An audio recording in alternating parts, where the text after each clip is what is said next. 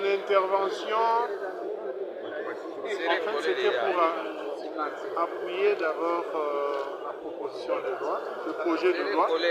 Pourquoi? Parce que les gens fument mais ne connaissent pas à quoi ils s'attendent en termes de conséquences. Parce que le tabac, les gens ne connaissent pas le tabac. Comme je vous ai dit, son nom scientifique c'est Nicotiana tabacum. Nicotiana tabacum, ça contient deux principes actifs. Donc l'anabasine, la nicotine. Les deux principes actifs ont comme effet antisécrétoire. Ça signifie quoi? Ça empêche les sécrétions dans notre corps. Lorsque vous fumez, ça empêche par exemple une bonne sécrétion, par exemple, de l'insuline.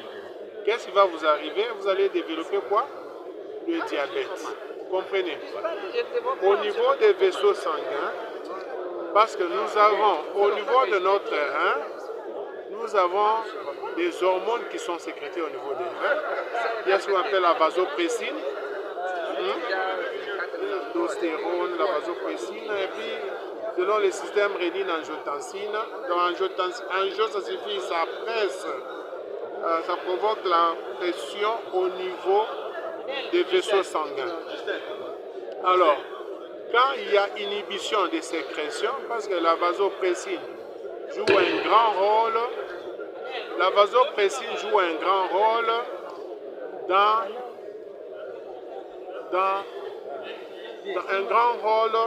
dans la miction. Ça signifie quoi? Parce que ça se trouve au niveau, est sécrété au niveau du rein.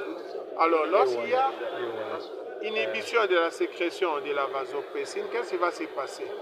Qu'est-ce qui va se passer? Vous allez voir que la personne va se mettre à uriner beaucoup. Ça signifie à ce moment-là, on va dire que le diabète est néphrogénique. On appelle le diabète insipide néphrogénique. Ça signifie ce n'est pas un diabète sucré comme on les appelle ici.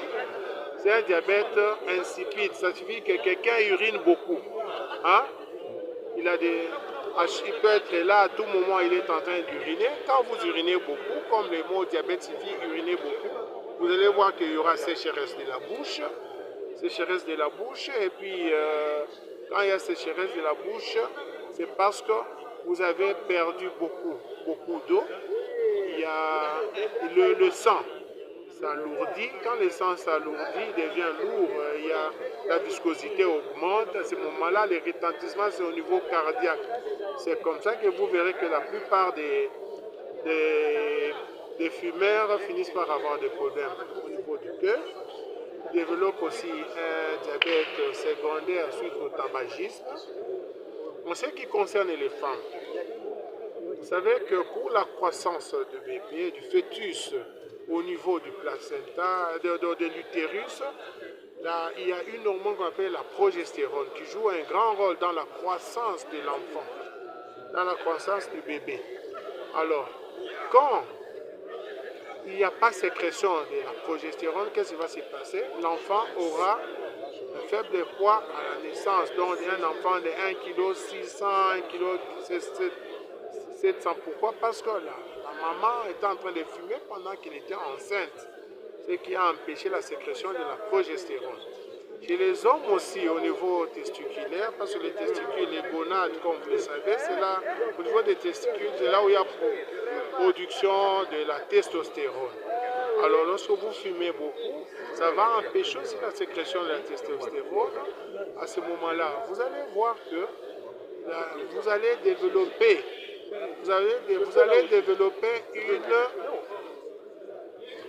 une stérilité secondaire. Et puis vous allez croire que non, on vous a ensorcelé, ainsi de suite, et tout ça. Et pourtant, c'est parce que vous fumez beaucoup. Il y a aussi un problème que les gens ignorent. Le tabac, comme on l'utilise, le tumbaku que les gens utilisent là. Vous voyez, quand vous avez le rhume, vous faites ce qu'on appelle rhinorrhée, ça signifie qu'il y a écoulement nasal, tout ça. Quand vous prenez le tumbaku là-bas, vous éternuez, certainement vous allez voir que, qu'est-ce qui se passe? Il y a un arrêt des écoulements, vous comprenez? Mais à force de les faire, tout ça, Le tabac qui entre-temps vous mettez là-bas en contact avec votre peau, et ainsi de suite, il y a une interaction. Parce qu'entre la nicotine qui se trouve dans les tabacs, l'anabasine qui se trouve dans les tabacs, et votre peau au niveau du corps jaune ici, parce que le rôle du corps jaune, c'est quoi? Lorsque nous respirons, en fait, pour que l'oxygène puisse entrer dans notre corps, l'air doit être d'abord chauffé et humidifié. Si vous regardez dans vos narines, là-bas, vous verrez, là, au fond, là-bas, il y a le corps jaune, le corps rose plutôt. Alors, le rôle, c'est quoi?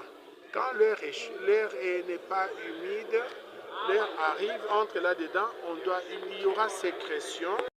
Avec quoi? Avec la morve. C'est les liquides qui sortent là. La morve, ça chauffe un peu l'air là-bas pour permettre une bonne respiration. Mais vous, si vous prenez les tumbas que vous mettez là-bas, cette humidification ne va pas se faire. Vous comprenez? D'où vous aurez des effets au niveau pulmonaire, donc vous allez souffrir de l'hypoxie. Et puis quand vous fumez, lorsque vous tirez, ce que vous tirez là-dedans, ça contient de l'eau et du monoxyde de carbone et le CO2. Vous comprenez? Quand vous tirez là, vous voyez, ça devient rouge. Mais quand vous laissez, la combustion est partielle. À ce moment-là, dans la fumée que vous avez là-bas, vous avez ce qu'on appelle les benzopyrènes. Les benzopyrènes qui contiennent, qui sont dans le goudron, qui vont se déposer au niveau des alvéoles pulmonaires, ainsi empêchant ainsi l'oxygène de passer, et vous développez ce qu'on appelle l'emphysème. Vous verrez que vous aurez du mal à marcher, à monter des escaliers, ainsi de suite. C'est très, très, très dangereux. Et les benzopyrènes aussi, le goudron là, qui a provoqué l'emphysème, mais les benzopyrènes, comme l'oxygène, comme le corps, le benzopyrène, c'est un corps étranger, et puis de par sa structure, il est cocarcinogène. Cocarcinogène, ça signifie quoi? Mis ensemble avec d'autres facteurs cancérogènes, il faut provoquer les cancers. C'est comme ça que chez certaines personnes, ça ne donne pas les cancers, ça d'autres, ça donne les cancers, mais il suffit d'avoir un taux élevé d'oncogènes. Les oncogènes, c'est quoi? Des gènes qui permettent l'apparition des cancers, parce que en fait, c'est ça. C'est très important. Alors, nous devons savoir que le tabac, c'est bien sûr, ça fait pour certaines personnes, ils trouvent plaisir en prenant le tabac, mais c'est une substance qui peut nuire à notre santé, non seulement à notre propre santé, à la santé des gens qui sont avec nous, nos enfants, nos femmes, ainsi de suite. Mais lorsque le tabac ne se donne pas gratuitement, lorsque vous devez fumer, vous devez acheter, ça suffit vous dépenser. À ce moment-là, ça crée aussi un déficit dans la maison. Et vous verrez que non, vous verrez un fumeur, il devient comme un fou la nuit quand il n'a pas l'argent. Il va chercher même des mégots, là, il ramasse, ça fait comme un petit fou là. Vous voyez un peu, c'est vraiment dégradant. Merci. Merci, honorable.